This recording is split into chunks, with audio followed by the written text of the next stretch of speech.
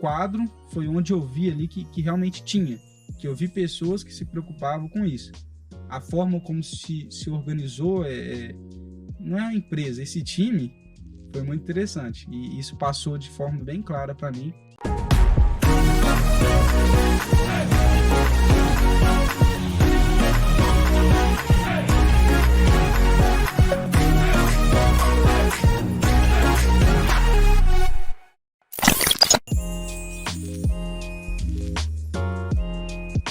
A grande chave, né? A gente entender o meio em que a gente tá e ver o que dá para aproveitar, porque às vezes não dá para você vir aqui pro centro, comprar um apartamento de 2 milhões de reais, morar do lado da sua escola, acordar cedo, tomar um café da manhã de hotel, estudar com um computador de 20 mil reais.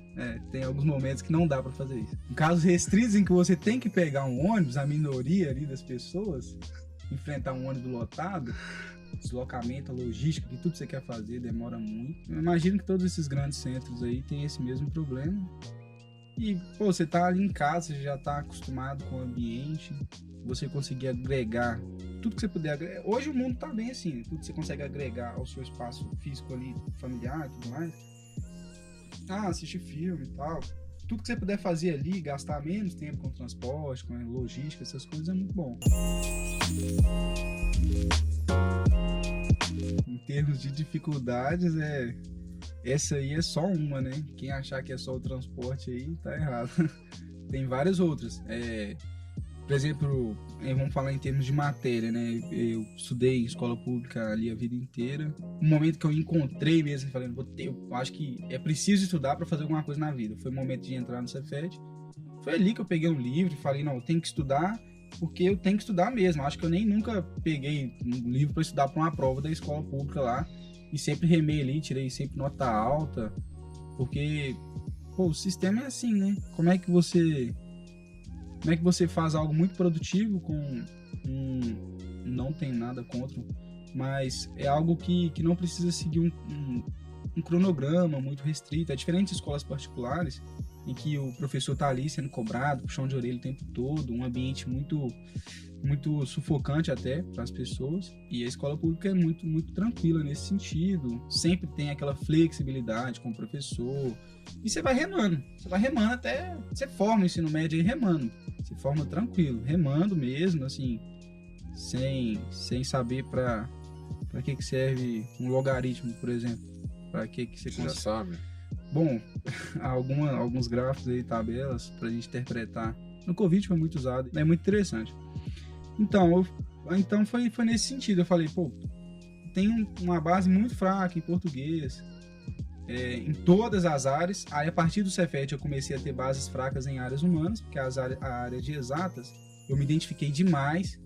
Falei assim, pô, a área de exatas é o que eu gosto. Por isso, eu cheguei até a ficar entre engenharia e medicina, mas a medicina sempre foi a paixão mesmo, assim. Eu dormia pensando nisso. Não falava com ninguém, muito interessante isso aí. Eu acho que nem minha mãe sabia. Foi saber depois que eu fiz o Enem. Algumas pessoas até hoje não sabem, alguns amigos, nunca fui de contar nada pra ninguém também. Talvez hoje seja o primeiro dia que eu tô me expondo, sempre fui um cara bem tranquilão, fechado. Aí eu tinha muitas bases fracas em área de humanas. Aí eu falei, pô, tá certo que o Enem não valoriza muito isso, mas eu sempre fui apaixonado pelo processo educacional. A maneira como a quebra de paradigmas, quando você está estudando, como os professores se posicionam de forma imparcial, né? E eu achava muito interessante essa colocação deles nos estudos ali de sociologia e tal, para refletir. Por mais que eu vi aqui no Enem, talvez não teria tanta relevância, e infelizmente o Enem não vai conseguir avaliar.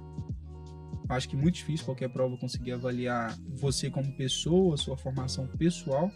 Vai ser a formação acadêmica mesmo, aceita isso aí e foca no que é necessário, que é o que é muito valorizado, matemática, redação, né? Tinha muita dificuldade nessa área de humanas, mas eu falei, pô, no quadro tem umas aulas muito interessantes, professor, parece uma novela, as aulas do quadro de história. Tem um professor lá que eu acho que ele é uruguaio, a aula daquele cara parece uma novela. Você vê assim, que você quer passar pro próximo. É tipo série da Netflix. Você quer clicar no próximo pra ver o que vai acontecer. Foi muito bom. E eu também sempre gostei desse processo educacional como um todo. Quando o professor é bom, eu me identifico logo de cara e não consigo nem piscar o olho. É até interessante que às vezes tem alguns momentos que eu tenho que piscar voluntariamente, porque aqui seca, né? A região do olho aqui fica um pouquinho seca, eu tenho que piscar voluntariamente, tão vidrado que eu fico, assim, tão fissurado que eu gosto muito. Aí o quadro, eu vi que o quadro tinha essa oportunidade de ter uma base muito top em todas as áreas. Eu ficava um pouquinho preocupado, né? Porque eu preocupei, eu sabia que eu tinha uma formação não muito interessante nesse sentido acadêmico, de conhecer questões sociais e tudo mais. Eu sabia que o enfoque para o vestibular, como o quadro, com certeza o enfoque é para o vestibular. Mas aí quando eu entrei na aula, eu falei, pô, tem uma certa preocupação. Não é só fazer questão, não é só matar o vestibular. Então essa sensibilidade com os professores eu gostei demais, de ver que eles estavam preocupados sim com a formação. Porque eu acho que o quadro, para mim, como para outras pessoas, foi uma oportunidade mais sincera da gente com o papel, aquele momento mais sincero de querer aprender, porque na escola pública eu acho que eu nunca dei o devido valor a um professor, a um papel.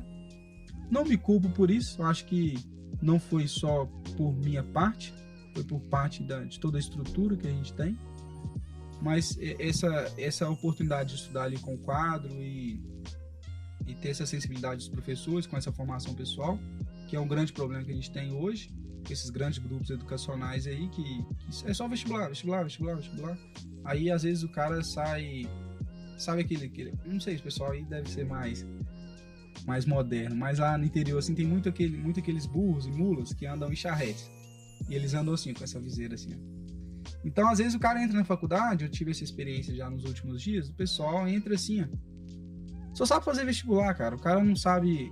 Acho que ele perde toda a sensibilidade humana de chegar e falar assim, ó, existem grupos sociais diferentes, existem pessoas com menos acesso a algumas coisas, tem pessoas que têm dificuldade em algumas coisas. As pessoas acham que a vida se resume a fazer questão, vou fazer questão, e perde toda a sensibilidade. A pessoa fica um pouco bitolada.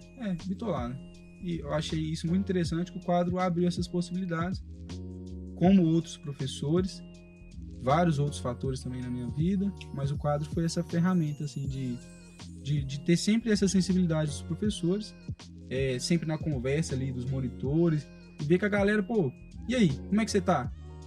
E aí, beleza? Vamos resolver essa dúvida junto, de agregar isso aí como um time, né? De perceber que tá todo mundo junto. No quadro, foi onde eu vi ali que realmente tinha, que eu vi pessoas que se preocupavam com isso.